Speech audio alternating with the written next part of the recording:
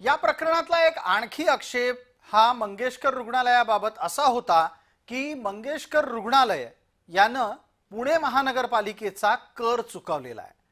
कर चुकवेगिरीचा आरोप सुप्रिया सुळेंनी केला खरा, पण कदाचित त्यांच्यापर्यंत पोहोचलेली माहिती अर्धवटच असल्याचं समोर आलं।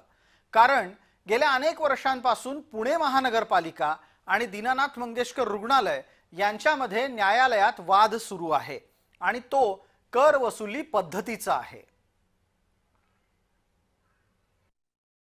त्याच्यात सगळ्यात महत्त्वाची गोष्ट म्हणजे मंगेशकर हॉस्पिटल झालेली अतिशय संतापजनक दुर्दैवी अशी घटना।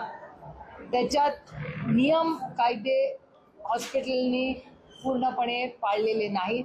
साधा टॅक्स पण पुणे म्युनिसिपल कॉर्पोरेशनचा जो हक्काचा आहे तो तुम्हाला आणि मला आपल्या घरांसाठी भरावा लागतो। हॉस्पिटलचा जो पालिकेचा टॅक्स आहे तो कोर्टाच्या अधीन आहे।